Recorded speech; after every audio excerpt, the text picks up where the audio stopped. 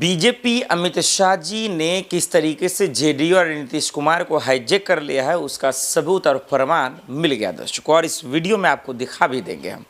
और इसीलिए और यही वजह है कि जेडीयू के सीट का बंटवारा भी अमित शाह जी करेंगे। हाँ दर्शकों, बिहार में मुद्दों को लेकर बहस नहीं हो रही है। सीट बंटवारा कौन करेगा, सीएम फेस कौन होगा, इसका फैसला नीतीश बाबू नहीं करेंगे। इसका फैसला मोदी जी या अमित शाह जी करेंगे। इसका प्रमाण मेरे पास आ गया और वो प्रमाण, वो सबूत आपको दिखाएंगे तो आप भी हैरान रह जाएंगे कि नीतीश जी आपने ये क्या किया, आपसे ये गलती हुई कैसे, और जो बिहार को बदल दिया, जिसने बिहार की जनता का दिल जीत लिया, वो अचानक से इतना कमज़ोर कैसे हो गया। किस तरीके से जेडीयू के अंदर आरएसएस के नेता कार्यकर्ता कैसे घुस गए और किस तरीके से जेडीयू को खोखला कर दिया, ये सबसे बड़ा सवाल जिसका जिक्र इस वीडियो में कर आपको बताएंगे।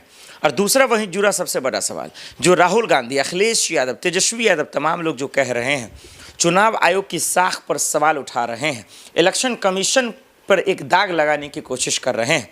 क्या चुनाव आयोग कुछ इलाज करेंगे, क्या इन पर बयान देंगे, और नहीं तो फिर इस तरीके के आरोप इल्ज़ाम आए दिन लगते ही रहेंगे, क्योंकि बिहार का चुनाव बहुत ही बेहद ही करीब आ गया।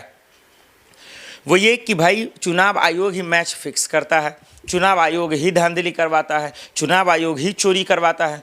इस तरीके का आरोप राहुल गांधी ने क्यों लगाया?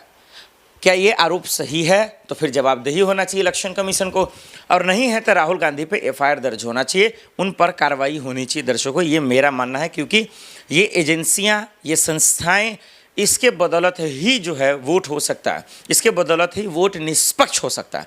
और जब इसके साख की सवाल आ जाए तो इस पर कार्रवाई ज़रूरी है। लेकिन सबसे पहले रुक करते हैं तेजस्वी यादव का, जो सुबह सुबह जब मैं इस वीडियो को शूट कर रहा हूं, इस वक्त ही बहुत बड़ा आरोप लगा दिया है तेजस्वी यादव ने। कहा कि सीएम चेहरे का भी जो ऐलान है, जो फैसला है, जो किया जाएगा, वो दरअसल अमित शाह जी करेंगे।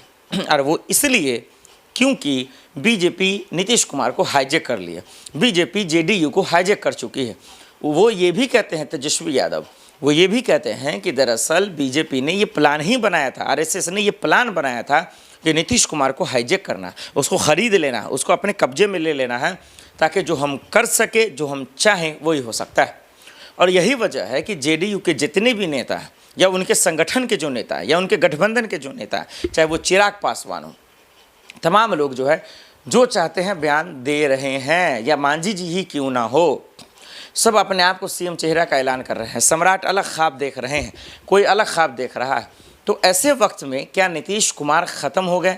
ख़त्म का मतलब ये कि जो पावर, जो ताकत कई दिनों से देखने को नहीं मिल रही थी, जो पहले वाला था, क्या वो सब ख़त्म हो गया है? क्या नीतीश कुमार को पुराने अंदाज में आने की ज़रूरत है? क्या अपना जलवा, अपना लहर दिखाने की ज़रूरत है? फिलहाल तो ऐसा कुछ लग नहीं रहा दर्शकों, क्योंकि अमित मोदी जी के आने के बाद जब वो बिहार में रैलियां कर रहे हैं, रोड शो कर रहे हैं, अपना पूरा बेल्ट को तैयार कर रहे हैं, चाहे वो यादवों का बेल्ट हो, भोजपुरी का बेल्ट हो, चाहे वो मुसलमानों का बेल्ट हो या MY का बेल्ट हो, पूरी तरीके से मोदी जी अपनी पारी क्षेत्ररक्षक तैयार कर रहे हैं, अपनी पारियां खेलने के लिए पूरी तरीके से मैदान को जो है नमी डाल रहे हैं। लेकिन नीतीश बाबू क्या कर रहे हैं वो हम सबके सामने हैं। उनके नेता इस्तीफा दे रहे हैं, कार्यकर्ता पार्टी छोड़ रहे हैं, और वो फैसला वो ले ही नहीं पा रहे हैं जो बिहार की जनता के हक में हो सके। यही वजह है कि विपक्ष जो है पूरी तरीके से नीतीश कुमार के साथ साथ मोदी जी पर हमलावर है। अब ऐसे में नीतीश कुमार क्या करेंगे? अमित शाह जी को जवाब दे पाएंगे? क्योंकि उन्होंने तो है, तेजस्वी यादव ने खुल्लम खुल्ला बयान दे दिया। क्या वाकई में ऐसा अमित शाह जी करेंगे? अगर है तो नीतीश कुमार को चिंता का विषय है, और नहीं है तो फिर तेजस्वी को मुंह तोड़ जवाब देने की जेडीयू और इंडिया गठबंधन, एनडीए की तरफ से ज़रूरत है। आपको क्या लगता है कमेंट बताइए। और अब दर्शकों को जाते हैं उस बयान पर जो चुनाव आयोग को लेकर बिहार की जनता को सतर्क और होशियार होने की ज़रूरत है, जो राहुल गांधी कहते नजर आ रहे हैं।